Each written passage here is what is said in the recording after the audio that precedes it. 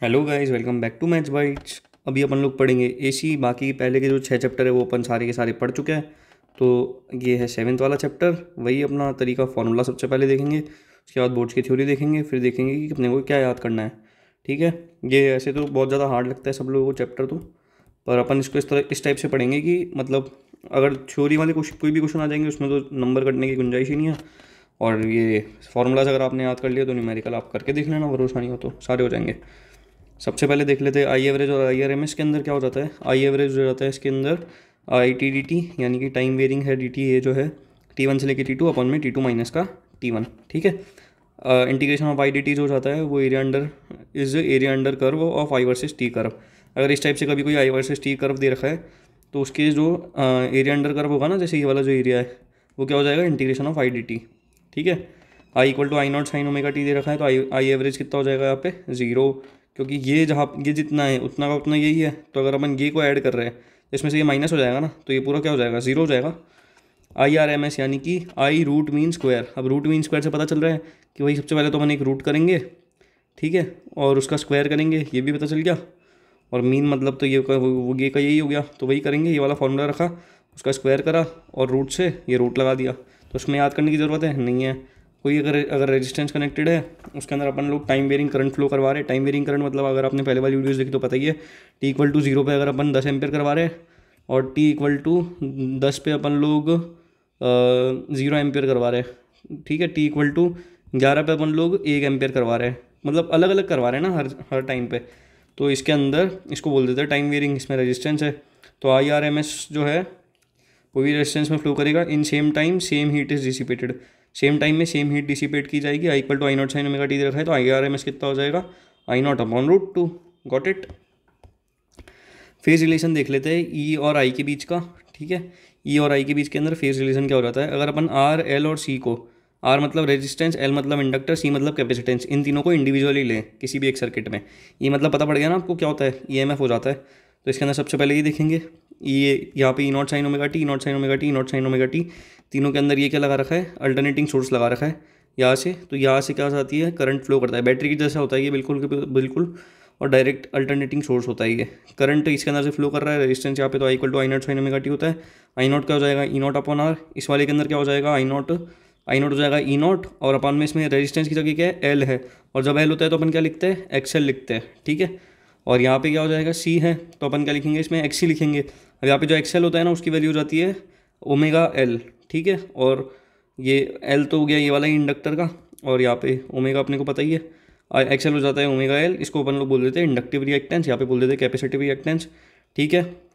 आई और ई इसके अंदर यहाँ पे फेज़ के अंदर है, इसके अंदर आई जो है, फेज़ मतलब समझ गया ना, जैसे ये वाला यहाँ पे है तो यहाँ पे और यहाँ पे ये बनता है। अब यहाँ पे इंडक्टर का यहाँ पे आ जाएगा एक्सएल या एक्सी नीचे आ जाता है, और यहाँ पे रेजिस्टेंस आ जाता है।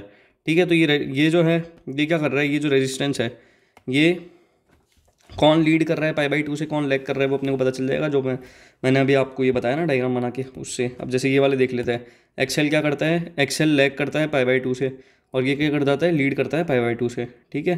ये सारी चीज़ें वही दे रखी है, तो परेशान मत हो, बस अब इसमें से क्या याद करना है बताता हूँ आपको।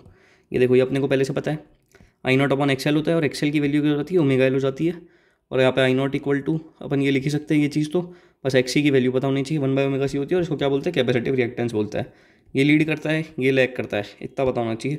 अब अपन आ जाते हैं सीधा एल आर सर्किट पे। एल के अंदर सबसे पहले अपन इंडक्टर और रेजिस्टेंस को ले रहे हैं, उसके बाद में अपन लोग क्या करेंगे, रेजिस्टेंस और कैपेसिटेंस को लेंगे। ठीक है। और ये लेने के बाद में अपन एक बार एल और सी भी ले लेंगे, और एक बार इन तीनों को साथ में भी ले लेंगे। 3-4 तरीके कॉम्बिनेशन है, सभी ले लेंगे अपन, दिक्कत ही खत्म करेंगे। एक्सएल ले लिया, आर ले लिया, ये लगा दिया, आई नॉट। अब इसमें करंट फ्लो करेगा ना, ये विद रिस्पेक्ट टू टाइम है, टाइम के साथ है तो कौन सा करंट फ्लो करेगा, आई नॉट साइन ओमेगा टी, क्योंकि यहाँ पे टी चेंज करने पे करंट भी चेंज होता रहेगा। यहाँ पे वी एल हो जाएगा, इसका वी आर हो जाएगा, जो पोटेंशियल का जो है ना ये इसके अंदर, तो कुछ नहीं करना, ई नॉट हो जाएगा इसके अंदर। सबसे पहले अपने को अगर ये फेजर डायग्राम बनाना आता है तो अपन लोग कोई भी क्वेश्चन सॉल्व कर सकते हैं। ठीक है। कभी भी इस टाइप का कभी डायग्राम आ जाए तो क्या करेंगे, मेरे को तो ज़्यादा मैं ये वाला प्रेफर करता हूँ फेजर डायग्राम, क्योंकि मेरे को ये बहुत ज़्यादा ईजी लगता है बनाने में। यहाँ पे अगर कभी भी एल आर सर्किट आ जाए तो इस तरह का बनेगा, यहाँ पे रेजिस्टेंस बन जाएगी, यहाँ पे एक्सएल बन जाएगा ऊपर, क्योंकि ये क्या कर रहा है, leg by pi by two, और या ये फाई क्या है, ये एंगल है इन दोनों के बीच का। इसको जेड जेड जो है इसको अपन बोलते हैं इम्पीडेंस। क्या बोलते हैं, इम्पीडेंस, डेंस डेंस डेंस, एक चीज़ बताओ, मैंने अभी शॉर्ट्स डाले थे, उसके ऊपर 1 घंटे के अंदर ना 400 समथिंग व्यूज़ आ गए, और बाकी वीडियोस वीडियोस डाल रहा हूँ, इस पर व्यूज़ ही नहीं आते, पढ़ना किसी को पसंद ही नहीं है। जेड के अंदर हो गया अंडर रूट ऑफ एक्सएल का square plus R square, tan phi कितना हो जाएगा इसके अंदर, अब देखो टेन फाइव बताना है, यहाँ पर फाइव लिख रखा है, ठीक है। इस वाले डायग्राम को देखो और टेन फाइव बताओ। पंडित बद्री प्रसाद हर हर बोले, पी अपॉन बी होता है, इसके अकॉर्डिंग परपेंडिकुलर और बेस क्या है भाई, इसके अकॉर्डिंग ये परपेंडिकुलर है, ये वाला बेस है, तो एक्सएल हो जाएगा अपॉन में आर हो जाएगा। ये लो, अब ये कौन नहीं लिख सकता। ई इसके अंदर ईएमएफ लीड करता है आई से, फाई आगे तक लीड करता है जो ईएमएफ है, ये तो अपने को पता है। E equal to E not sine omega t plus का फाई हो जाता है। वी एल क्या लिख देंगे, अब इसमें सही है सबके अंदर इस टाइप से लिखेंगे। वी एल क्या हो जाएगा, V L sine omega t plus का पाई बाई टू, ठीक है, क्योंकि ये प्लस का पाई बाई टू मतलब आगे है ना इससे, भाई ये पाई बाई टू आगे है तो सही, देख देख देख ये रहा, ये देख 90 डिग्री, ये यहाँ पे है, इससे आगे है, तो यहाँ पे ये लिख देंगे। वी एल क्या हो जाएगा, I naught into X L, Z equal to under root of X R square plus X L का स्क्वायर। आरसी सर्किट देखेंगे, सबसे पहले रेजिस्टेंस फिर कैपेसिटेंस, दो चीज़ें ले रखी है, यहाँ पे ये ऐसे लगा देंगे, प्लस माइनस लिखना आता ही है। डायग्राम अपन इस तरह से बनाएंगे, वी आर यहाँ पे लगाते हैं, मैंने आपको बता ही दिया, रेजिस्टेंस वाला यहाँ पे लगाते हैं। उसके बाद में वी सी नीचे लगाएंगे, ये भी बता दिया। हमेशा इंडक्टर का ऊपर होता है एल आर सी, ठीक है, ऐसे याद रख सकते हैं इसको, एल आर सी, ठीक है। और कुछ बताऊँ इसको याद करने का तरीका एक बार। भाई ट्रिक आई तो है पर कोई जज नहीं करेगा। एल आर सी से हो जाएगी लाना रोड्स क्लमजी, ठीक है। ये हो गया। यहाँ पर एल सी सर्किट देख लेते हैं, इसमें इंडक्टर लेंगे और सी का देखेंगे कैपेसिटेंस होता है ये, तो इसके अंदर एल सी है। अब अपने को एल सी का पता है ना लाना, ये एल तो आर तो रहेगा ही नहीं, क्लमजी से यहाँ पे आ गया सी बनेगा, यहाँ पे एल बन जाएगा, ठीक है। ये देखो ये बना रखा है इसने, एज इट इज़ बना तो रखा है भाई। तो इसमें इम्पीडेंस क्या हो जाएगा, इम्पीडेंस क्या हो जाता है इनका, ये रिजल्टेंट हो जाता है, ठीक है। तो ये हो जाएगा अपना एक्सएल माइनस एक्सी, अगर एक्सएल बड़ा है तो, अगर एक्सएल छोटा है तो एक्सी माइनस का एक्सएल हो जाएगा, क्योंकि देख भाई अगर एक्सएल बड़ा होगा तो यहाँ पे ये ज़्यादा बड़ा होगा, वेक्टर अपन ने पढ़ा है यहाँ तक होगा तो एक्सएल माइनस एक्सी हो जाएगा। इसके अंदर ई क्या है, लैग करता है आई से पाई बाई टू से, इसके अंदर ई लीड करता है पाई बाई टू से, ये सब पता है। आई इक्वल टू ये आई नॉट इक्वल टू बड़ा इक्वल टू इंटू रस्म लिखना जानते हैं ना अपन लोग, रस्म की जगह जेड लिख देंगे, आई नॉट अपने को लिखना आता ही है, तो E naught equal to I naught into Z हो गया। अब ये तो कोई भी याद कर लेगा। फेजर डायग्राम देखो बनाना आता ही है, ट्रिक मैंने आपको बताई दी, ठीक है। तो उससे अपन अब किसी भी चीज़ का फेजर डायग्राम बना ही सकते हैं, ठीक है। और अब थोड़ा सा आप विजुअलाइज करें, आर से आगे है 90 डिग्री, आर से पीछे है 90 डिग्री, ठीक है। आर एल सी सर्किट मैंने बोला था सबको साथ में लेंगे सीरीज़ के अंदर, अगर अपन ने इसको ले लिया है तो ये पे आर ले लिया, एक्सएल ले लिया, एक्स यहाँ पे आ गया, plus minus plus minus plus minus लगा देंगे, ये वैसे की वैसे लिखेंगे, ओमेगा टी प्लस का फाई हो जाएगा यहाँ पे, ठीक है। अगर एक्सएल एक्सी से बड़ा है तो ई लीड करेगा फाई, ई लीड करेगा फाई से, अगर एक्सी एक्सएल से बड़ा है तो ई लैग करेगा। अब लीड लैग पता चल गया ना, अब तो अपन फेजर डायग्राम बना लेंगे। अगर एक्सएल बड़ा है तो इस डायरेक्शन में आएगा, तो यहाँ पे अगर रेजिस्टेंस होगा तो ईएमएफ जो है यहाँ पे ऐसे ये लीड करेगा ना, यहाँ से फाई से, यहाँ से लैग करेगा, समझ गए। ये सिस्टम हो गया पूरा सेट। पाई ओमेगा टी माइनस का पाई बाई टू जाता है, क्योंकि इसके क्या है नीचे है, कोई चीज़ नीचे है तो नेगेटिव तो आएगा ना, नीचे नेगेटिव चीज़ें ही होती है हमेशा। Tan phi equal to XL minus का एक्सी और अपॉन में आर। टेन फाइव लिखना भी सिखा दिया आपको, सीरीज़ के अंदर लिख रखा है तो भी लिख सकते हैं, याद कुछ नहीं करना। अब एक बार जब मैंने बस वो ट्रिक से पता चल गया कैसे बनाना है। पावर इन एसी सर्किट क्या हो जाएगा, पावर एवरेज हो जाता है E R M S into I R M S into cos phi. I R M S कितना हो जाता है, I naught by root two. Cos phi क्या हो जाएगा, कॉस फाई को अपन लोग प्यार से क्या बुलाते हैं, ये पावर फैक्टर, इसका क्या है घर का नाम है पावर फैक्टर, ठीक है। अब घर का नाम है तो ये कॉस फाई, अब कॉस फाई अब देखना सिखाना पड़ेगा क्या आपको। देखो कॉस फाई के अंदर पंडित बद्री प्रसाद हर हर बोले, कॉस फाई यानी कि बेस अपॉन हाइपोटेनियस, क्योंकि कॉस आया ना भाई तो बेस इसके अंदर आर है, हाइपोटेनियस क्या है ये देख बना ली, एल आर सी बना एक बार यहाँ पे बना लिया तूने। अब देखिए बेस तो ये हो गया, ठीक है। और अब इसके अंदर हाइपोटेनियस क्या होगा, इन दोनों का रिजल्टेंट हो जाएगा ना। अगर एक्सएल बढ़ाए तो इधर से रिजल्टेंट हो जाएगा, और अगर एक्सी बढ़ाए तो इधर वाला रिजल्टेंट हो जाएगा। एक्सएल बढ़ा तो ये वाला, एक्सी बढ़ा तो ये वाला, तो वो तो तू लिख ही लेगा। कैपेसिटेंस है तो cos phi zero.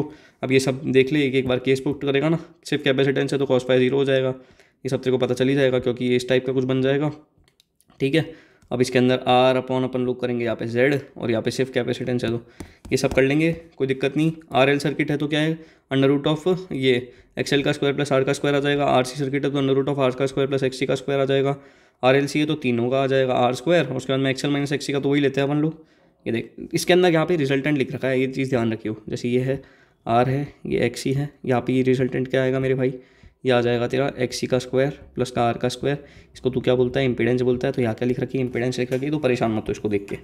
Resonant frequency क्या होती है, सीरीज RLC सर्किट के अंदर होती है, जो भी चीज़ होती है इतना तो पहले से पता है। अगर अपन ऐसी वैल्यू ओमेगा की जिसके ऊपर इम्पीडेंस जो है ना प्योरली रेजिस्टिव हो जाए, यानी कि जेड जो है वो आर के बराबर हो जाए, यानी कि जो रिजल्टेंट हो वो किसके बराबर हो, आर। सबसे पहले तो ट्रिक से वो बना दे, LRC है, तो इसके अंदर ये कहना चाह रहा है कि ये दोनों तो साला हो ही नहीं। अगर ये दोनों साला हो ही नहीं तो मतलब ये दोनों इक्वल होंगे तो कट जाएंगे। तो अपन इसको किस तरह से इक्वल करना है, अब इक्वल करते हैं, देखते देखते देखते कैसे करेंगे कैसे करेंगे कैसे करेंगे कैसे करेंगे। ये देखिए आप इक्वल कर रखा है, XL इक्वल टू XC कर रखा है, VL इक्वल टू VC हो जाएगा इसका मतलब। तो तेरा ये आ जाएगा, तो E0 ये हो जाएगा तेरा। जेड के अंदर अगर तूने ऐसे कर लिया, जेड इक्वल टू ये R square plus XL minus XC का होल स्क्वायर लिखता है ना तू, तो XL का पता ही तेरे को ओमेगा हो जाता है, और XC क्या है, नीचे था, LRC लाना रोड क्लमजी, तो क्लमजी चीज़ नीचे है, हमेशा क्लमजी वाला पार्ट नीचे रहेगा, तो ये नीचे आ गया। भाई गलत जा रहा है ऐसे लेक्चर, कुछ गलत डायरेक्शन में जा रहा है। ये ओमेगा आर हो गया 1/√LC, पावर एवरेज हो जाएगा I square RMS into R. ये ऐसे ऐसे लिखेंगे, ऐसे ऐसे हो जाएगा, ऐसे ऐसे ऐसे ऐसे हो जाएगा, ये वाला पूरा अपने को आ गया। अब करंट वेरिएशन भी तो ओमेगा, अगर अपन ने सीरीज RLC ले रखा है तो IRMS देख कैसे लिखेंगे, रूट मीन स्क्वायर है तो रूट तो कहीं ना कहीं तो आएगा, ले आ गया, स्क्वायर है स्क्वायर भी आएगा, ये ले आ गया। ये देख बड़ा इक्वल टू होता है इडली इंटू रसम। अब जिसमें देखो क्या लिखना है, IRMS लिखना है, तो EB क्या आएगा, EB RMS ही तो आएगा, ठीक है, आर यहाँ पे आएगा, ठीक है। तो अब इसमें देख IRMS लिखना है, तो ये आर को नीचे भेज दे, IRMS equal to ERMS upon में RMS या MMS, ये आर आ गया नीचे, यहाँ पे आ जाएगा। अब आर की जगह क्या लिखेगा तू, ये देख इसके अंदर देखो लिखना सिखाई दिया है। ये जो ग्राफ है, very important graph of this world, this is taken from NCERT, there is ω1, there is ω_r, there is ω2। if this type of graph is given, then at ω_r the power is taken as maximum because there I is also maximum. So as you know power equal to वो V²R, वो उस वाले chapter के हिसाब से ही देख रहा है, करंट इलेक्ट्रिसिटी में बताया था ना, वैसे ही देख रहे हैं। वैसे तो अपन लोग इसके अंदर भी देख ले, इसमें ERMS इंटू IRMS ये होता है ना, तो बस इस हिसाब से देख ले। यहाँ पे मैक्सिमम होगी, अगर यहाँ पे IRMS अपॉन √2 है तो तेरी यहाँ पे आधी हो जाएगी पावर, क्योंकि ये क्या है रूट मीन स्क्वायर के हिसाब से, आधी हाफ ऑफ Pmax हो जाएगी इस जगह पे, यानी कि तेरी ω2 पे और ω1 पे क्या होगी, हाफ ऑफ Pmax होगी। डायरेक्ट ग्राफ से पूछ लेंगे कि भाई ω1 की बता दे, ω2 की बता दे, क्या पावर होगी, तो तू क्या करेगा, या ω_r की पता है तेरे को मैक्सिमम होती है, ω1 पे सीधा हाफ लगाइयो, अकॉर्डिंग टू लिख दियो NCERT graph, I am doing this, thank you, give me marks for ω1 और ω2। P एवरेज हो जाएगा हाफ ऑफ Pmax। बैंडविड्थ क्या लिखेंगे, ΔW, बैंडविड्थ मतलब चेंज इन ये ओमेगा का जो भी चक्कर है ना, इसमें ω2 माइनस का ω1, ω2 माइनस का ω1 equal to R/L। Quality factor क्या हो जाता है, ये कट गया, मत पढ़, omega is less than ω_r, XL ये है लीड ये सब पता है भाई, इसको छोड़ दे भाई, ये सब अपने को पता ही है, ठीक है। RLC पैरेलल देख ले एक बार कि अगर इस ऐसे पैरेलल में कनेक्ट कर रखा है तो भी सेम होगा भाई, इसमें चिंता तो करनी नहीं है। 10/5 अपने को लिखना आता ही है, कैसे लिखेंगे, LCR बना दे बैठा, LRC बना दे मतलब, और ट्रिक से बना देगा। उसके बाद में तो बस 10/5 लिखना आता ही है, यहाँ पे ऐसे करियो, यहाँ पे 5 जहाँ पे भी हो वैसे 10/5 लिख लियो, तो ω_r तेरे को लिखना आता ही है, क्या हो जाता है 1/√LC होता है, अभी बताया था। देख कहाँ गया, ये रहा ω_r मतलब रेजोनेंट फ्रिक्वेंसी हो गई ना, ये मत भूल जाइए भाई, इंपॉर्टेंट है। ट्रांसफार्मर देख लेते हैं, N1 यहाँ पे टर्न्स है, इसमें N2 टर्न्स है, यहाँ पे E2 है, यहाँ पे E1 है, I2 I1 प्राइमरी बोलते हैं इसको, सेकेंडरी बोलते हैं। ये वाला प्राइमरी कॉइल होती है, सेकेंडरी कॉइल होती है। प्राइमरी में N1 टर्न होते हैं, सेकेंडरी में N2 टर्न होते हैं। E1/E2 इक्वल टू N1/N2 होता है, जहाँ पे देख E1/E2 मतलब समझ गया ना, प्राइमरी कॉइल का EMF अपॉन में सेकेंडरी कॉइल का EMF इक्वल टू N1/N2, यानी कि N1 यानी कि प्राइमरी, ये सेकेंडरी, ये कर देगा स्टेप डाउन ट्रांसफार्मर बोलेगा इसको। अगर तेरा N1 बड़ा है तो, अगर तेरा N2 बड़ा है तो क्या बोलेगा तू, स्टेप अप ट्रांसफार्मर बोल देगा। फॉर आइडियल ट्रांसफार्मर कोई भी लॉस नहीं होता, क्योंकि आइडियल है। अगर ट्रांसफार्मर आइडियल, अगर अपन किसी भी चीज़ को आइडियल मानते हैं तो उसका कोई लॉस है क्या, नहीं है, तो इसके अंदर कोई लॉस होगा क्या, नहीं होगा। E1 इक्वल टू E2 हो जाएगा, क्योंकि बड़ा इक्वल टू इडली इंटू रसम होता है, और मैं बड़ा को प्यार से क्या लिख सकता हूँ, E इक्वल टू IR लिख सकता हूँ। इस हिसाब से भी देख ले, ये आप ऐसे ऐसे हो जाएगा। लॉस इसके अंदर देखेंगे किस टाइप के लॉस होते हैं, अगर कभी हो जाते हैं तो आइडियल ट्रांसफार्मर नहीं हुआ तो किस टाइप के लॉस होते हैं। देख सबसे पहला होता है कॉपर लॉस, उसको हम बोल देते हैं प्यार से जूल हीटिंग। एडी करंट वाला, heat due to heat, eddy current मतलब पता है ना, ये अगर है कोई मेटल की बॉडी है, इसके पास में अपन लोगों ने कोई टाइम वेरी मैग्नेटिक फील्ड से वो लेके गए, तो जो करंट प्रोड्यूस हो जाता है, इसमें जो करंट इंड्यूस हो जाता है उसको अपन एडी करंट बोलते हैं प्यार से। ये अपन ने कौन से चैप्टर में पढ़ा था, चैप्टर नंबर 4 में पढ़ा था, ठीक है। अब देख लेते हैं, इसके फार्मूला सारे हो गए, इसके बाद में कोई भी न्यूमेरिकल लगा ले, सारे हो जाएंगे बस ये फार्मूला से, ठीक है। अब अपन जाएंगे कहाँ पर, थ्योरी पर, बोर्ड की, ठीक है। एक तो पहली बात कॉन्ग्रेचुलेशन, अपन लोग पहुँच चुके चैप्टर 7 पे, इसलिए फिर अपन स्टार्ट कर देते हैं। थ्योरी आती है। अब ये क्या फार्मूलाज आते हैं, थ्योरी देखते हैं। अल्टरनेटिंग करंट क्या हो जाता है? अल्टरनेटिंग करंट को अपन रिप्रेजेंट करते हैं साइन कर्व से या फिर कोसाइन कर्व से। I equal to I naught sine omega T होती है, टाइम वेरिंग होती है। I equal to I naught cos omega T भी लिख सकते हैं, जहाँ पर आई नॉट क्या हो जाती है? पीक वैल्यू हो जाती है किसी भी करंट की, और आई जो हो जाती है वो इंस्टेंटेनियस वैल्यू हो जाती है करंट की। समझ गया ना? आई नॉट पीक वैल्यू, ये कैसे हो गई ये सब पता ही है अपने को। फ्रीक्वेंसी एफ क्या है? ये डिफाइन की जाती है नंबर ऑफ साइकिल कंप्लीटेड पर सेकंड। ठीक है भाई, ये मेरे को भी नहीं पता था, अभी पता चला। यूनिट इसकी हो जाती है हर्ट्ज। इंडिया के अंदर क्या होता है, जो फ्रीक्वेंसी होती है ना एसी की, जो अल्टरनेटिंग सोर्स की जो फ्रीक्वेंसी होती है, अब एसी तो पता है ना कैसा था? देख, ये जो अपने लगा रखा था ना यहाँ पे, इस टाइप का हर चीज़ से कनेक्ट कर रखा था। यहाँ पे कुछ भी कनेक्टेड है भाई, तो इसको तो एसी तो बोलता है। तो एसी की जो फ्रीक्वेंसी होती है वो कितनी होती है? 50 हर्ट्ज होती है। टाइम पीरियड जो हो जाता है, the time period time taken to complete one cycle. कोई भी एक साइकिल पूरी है तो उस साइकिल को कंप्लीट करने के लिए जो टाइम लगता है उसको टी बोलते हैं। एसी की वेव फॉर्म्स का इस टाइप से डायग्राम बनता है, इस टाइप से और प्यारा वाला डायग्राम बन जाता है। पीक और RMS value alternating current voltage की क्या हो जाती है? आरएमएस वैल्यू या फिर इफेक्टिव वैल्यू या फिर वर्चुअल वैल्यू ऑफ एसी। इसको तो ऐसे रिप्रेजेंट करता है I R M S, E effective और वी। होती सब एक है, नाम एक, काम भी एक, बस ऐसे घर का नाम अलग है इनका। समझ रहा है? ये देख लेंगे, ये आता ही है अपने को। आर एम एस वोल्टेज ये भी आता है भाई, V naught by root two I R M S अगर है तो वी आर एम एस ही होगा। A C voltage applied to pure inductive circuits. Pure inductive मतलब प्योर, प्यारा सा एल आ जाएगा, तो कितना हो जाएगा वैल्यू अपने को आता है ये निकालना, निकाल लेंगे। अब इसमें देख याद क्या करना है, एज इट इज़ याद कर ले। इंडक्टिव सर्किट क्या होता है? एक ऐसा प्योर इंडक्टिव सर्किट जो सिर्फ कंटेन करे प्योर इंडक्टर को और with inductance L Henry. Capacitive जो प्यारे से कैपेसिटर को कंटेन करे, ठीक है, फेराड हो जिसकी यूनिट। इम्पिडेंस क्या हो जाती है? ये एल आर सी है, तो इसके अंदर अगर ये जो रिजल्टेंट हो जाता है उसको अपन इम्पिडेंस बोलते हैं। अब इसको किसने कैसे किस भाषा में लिख रखा है? For A C circuit impedance is the measure of the total opposition wow that a circuit presents to electric current. Impedance include करता है दोनों को, रेजिस्टेंस को और रिएक्टेंस को। भाई ये तो पता था, नई बात बताइए इसने, देख रहा है। ये आता है लैग लीड करता है, लैग करता है, ये सब बता रखा भाई, ये सब पहले से पता अपने को। फेजर डायग्राम देख ले, देख तो लिया कितना देखेगा, ये भी देख ले, ये भी देख लिया कितना देखेगा, ये भी देख लिया कितना देखेगा, बनाना आता है ये क्या देख रहा है। रिएक्टेंस और इम्पीडेंस देख ले। अगर प्योर रेजिस्टिव एसी सर्किट है तो वोल्टेज ड्रॉप होगा फेस के अंदर करंट के साथ में, तो रेजिस्टेंस को ओम में मेजर करेंगे। रेजिस्टेंस जो होता है वो इनर्शिया होती है motion of against motion of electron, जहाँ पर एसी जो है अल्टरनेटिंग करंट पास करने पे वोल्टेज ड्रॉप प्रोड्यूस होता है जो कि 90 डिग्री आउट ऑफ फेज होता है करंट के साथ में। क्या बात बोली है। रिएक्टेंट्स जो होता है वो रिप्रेजेंट किया जाता है एक्स से और उसकी यूनिट हो जाती है ओम। इंडक्टिव को ऐसे करते हैं, इसका ये हो जाता है, इसका ये हो जाता है, इसका ये हो जाता है, ये पता है। क्यों पढ़ रहा है भाई? मत पढ़, ये भी मत पढ़। Through a pure capacitor alternating current leads the alternating EMF wow bye phase of angle 90 degree. Pure capacitor है अगर तेरा, मतलब समझ रहा है ना, प्योर है कोई भी चीज़ तो एक्सी हो जाएगी। एक्सी क्या करता है? 90 डिग्री से लीड करता है फेज को, करंट को। करंट की बात हो रही है प्योर कैपेसिटर के अंदर भाई, उल्टा हो जाता है। उसके अंदर करंट है, यहाँ पे कैपेसिटेंस हो जाएगा, यहाँ पे इंडक्टर। अगर करंट और इन सब की बात कर रहे हैं तो ओके भाई, ओके भाई, ये भी हो गया भाई।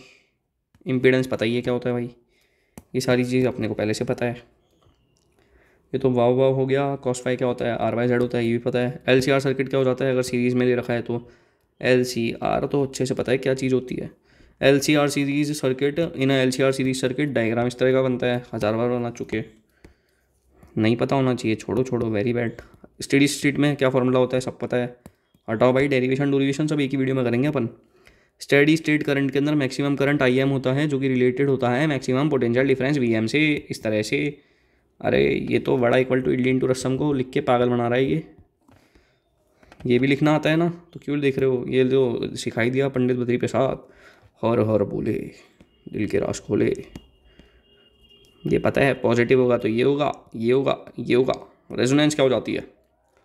ओए रेजोनेंस क्या हो जाती है? रेजोनेंस हो जाती है जब करंट किसी एलसीआर सर्किट के अंदर मैक्सिमम हो जाए तो उस सर्किट को अपन बोल देते हैं रेजोनेंट सर्किट। क्या बात बोलिए, याद कर लो, याद कर लो, याद कर लो, इसलिए चलो। नेसेसरी कंडीशन क्या हो जाती है रेजोनेंट सर्किट के लिए? सब पता है भाई अपने को। रेजोनेंट्स के लिए ये और ये बराबर हो जाने चाहिए, ताकि सिर्फ ये आए रिजल्टेंट। कितनी बार समझाऊंगा, यही तो बता रखा है इसने। Sharpness of turning at resonance is measured by quality factor. पता है क्वालिटी फैक्टर क्या होता है? कॉस फाई होता है। कॉस फाई के अंदर वो पंडित बद्री प्रसाद हर हर बोले BH से लिखते हैं, यानी कि रेजिस्ट है वो। अपॉन में जेड लिख देंगे, जेड से पता ही है, अंडर रूट के अंदर सब माल माल आ जाता है। पावर पता है क्या होती है? वैल्यू ऑफ पावर फैक्टर कहाँ से कहाँ तक वैल्यू करती है? 0 से लेकर 1 के बीच में, ठीक है। The current in AC circuit is said to be wattless current, क्योंकि एवरेज पावर जो कंज्यूम की जाती है हर सर्किट में वो 0 को कोरस्पॉन्ड करती है। ये हैपन करता है pure inductive and capacitive circuits के अंदर। इम्पीडेंस LCR सर्किट की ये हो जाती है। एवरेज पावर क्या हो जाता है? ये हो जाता है यहाँ पे, ये एवरेज पावर का फॉर्मूला बताया था ना, वो याद करो। हटाओ हटाओ हटाओ हटाओ हटाओ हटाओ। क्वालिटी फैक्टर पता है ना, तो क्यों देख रहे हो? अब देखो भाई, अपने को क्या याद करना है, कब लीड करता है कब नहीं करता है, कैसे पता पड़ेगा ये बताओ। ये कैसे पता चलेगा? मैंने आपको वो वाला तो बता ही दिया, LRC, ये लाना रोड कंट्री। इससे अपने को पता चल जाएगा कि XL देख, ये इसको ऐसे लिख XL, ठीक है, ये R और ये XC, इसके अंदर लीड लैग कौन करता है ये तो तेरे को इस डायग्राम से पता पड़ रहा है।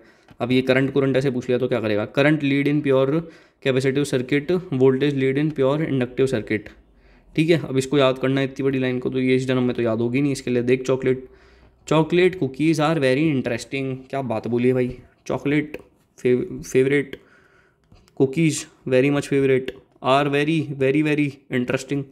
सी से क्या हो गया? करंट लीड्स, चॉकलेट टेस्टी होती है ना, तो अच्छी होगी तो लैग करेगी लीड करेगी ना भाई, कैसी बातें करता है। कुकीज़ यानी कि कैपेसिटिव सर्किट हो गया।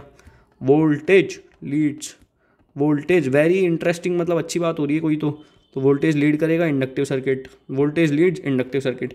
करंट जो है कैपेसिटिव सर्किट को लीड करता है, वैसा वर्षा कर देगा, आंसर आ जाएगा। और वोल्टेज जो है इंडक्टिव सर्किट को लीड करता है। अगर ये बात याद नहीं रही तो चैप्टर पढ़ने का कोई मतलब नहीं है। कोई भी अगर कोई चैप्टर से क्वेश्चन पूछ ले तो कुछ तो आना ही चाहिए अपने को। AC जनरेटर और ट्रांसफार्मर देख लेते हैं। AC जनरेटर क्या हो जाता है, इतना बड़ा बड़ा लिख रखा है। AC जनरेटर एक ऐसी इलेक्ट्रिकल मशीन होती है जो कन्वर्ट करती है मैकेनिकल एनर्जी को अल्टरनेटिंग इलेक्ट्रिकल एनर्जी के अंदर। इतनी सी बात होती है भाई। What is AC generator? बस इट वर्क्स ऑन प्रिंसिपल, कौन से प्रिंसिपल पे काम करती है? इलेक्ट्रोमैग्नेटिक इंडक्शन के, जहाँ पर कॉइल रोटेट करती है यूनिफॉर्म मैग्नेटिक फील्ड में और एक इंड्यूस्ड EMF बना देती है। ट्रांसफॉर्मर्स, व्हाट इज़ ट्रांसफॉर्मर्स, ठीक है। और ये डिफाइन ट्रांसफार्मर आ गया, उसके बाद में write 2 points about it. What will you write buddy? Transformer एक इलेक्ट्रिकल डिवाइस होता है जो चेंज करने के काम आता है एम्पलीट्यूड को अल्टरनेटिंग वोल्टेज के। ये तो याद करना ही पड़ेगा, मजबूरी है ये याद करना, ठीक है। इसके बाद देख ले, one main use of transformer is in transmission. Use आ गया, transmission of AC over long distances, wow, at extremely high voltages which reduces the energy loss in transmission. Very hard English, very easy English. Main use क्या होता है transformer का? Transmission of AC, जो दूर के जो ACs होते हैं ना उसके अंदर बहुत ज़्यादा हाई वोल्टेज को रिड्यूस करना। It comprises of 2 sets of coils which are insulated on one another on soft iron core, wow, ठीक है। सॉफ्ट आयरन कोर का तो अपने को पता ही है, तो ये याद पढ़ के जाना जरूरी है। देख तो टिक कर लेते हैं एक बार। लॉन्ग डिस्टेंस रिलेशनशिप से याद रख सकते हैं इसको, तो कि टॉक्सिसिटी हो जाती है तो कम करनी पड़ती है वैसे करके। एक कॉइल, वन कॉइल को प्राइमरी बोलते हैं, सेकंड कॉइल को सेकेंडरी बोलते हैं। NS उसमें नंबर ऑफ टर्न्स होते हैं, ये याद करने की जरूरत नहीं है। ट्रांसफॉर्मेशन रेशियो आता ही है, क्या होता है? स्टेप अप स्टेप डाउन कब होता है पहले बता ही दिया, तो बार बार मत पूछो। ट्रांसफॉर्मेशन रेशियो क्या होता है? The transformation ratio is defined as the ratio of output voltage to the input voltage of a transformer, ठीक है। आउटपुट वोल्टेज अपॉन में input voltage of a transformer. This gives information about the change in voltage level by the transformer. Voltage का level क्या change हुआ है उसके बारे में ये क्या देता है? इंफॉर्मेशन, ठीक है। और ये इंफॉर्मेशन क्या है? नेसेसरी, ये पता होना चाहिए कि अगर बड़ा है तो स्टेप अप होगा, कि अगर छोटा है तो ये स्टेप डाउन होगा, ये भी पता है अपने को, ये पता ही है ना भाई, बार बार क्यों बताना है? डायग्राम पहले फॉर्मूला शीट में देख तो लिया। The efficiency in a transformer is usually 90%। अगर आइडियल ट्रांसफार्मर है तो 100% एफिशिएंसी, बिकॉज नो लॉसेस। अभी आपको बताया था पिछले वाले के अंदर कि कोई लॉस नहीं होता आइडियल के अंदर। Ideal is very good thing. Ideal का कोई लॉस है क्या? आइडियल बनने में नहीं है। Real transformer is not 100% efficient and at full load its efficiency lies between 94 से 96%। वही अपना टॉपर बच्चा है, टॉपर बच्चा 100% एफिशिएंट तो हो नहीं सकता, लेकिन उसके एकदम ऐसे पूरा फुल लोड होता है उसके ऊपर। सब लोग फ़ोन करके पूछ रहे होते हैं भाई कोर्स हो लिया, वो बोलता है भाई नहीं हुआ, जबकि उसका कोर्स हो गया होता है 94 से 96%, और लेके इतना सा कोर्स करके 100% ले आता है वो। इसके अंदर एनर्जी लॉस किस किस तरह से होता है, copper loss, eddy current loss, resistance of windings, flux linkage, इसको याद करेंगे अपन। Real transformer is not 100% efficient, ये पता करेंगे अपन। एफिशिएंसी इज़ ये, बस रियल और आइडियल का तो पता ही है अपने को। ट्रांसफार्मर के लिए देख ले, ये फार्मूलाज है, फार्मूला याद करके क्या ही करना है, आते तो है। चैप्टर हो गया कंप्लीट। अब बता देता हूँ एक बार क्या क्या याद करना है, फटाफट से नोट कर ले भाई।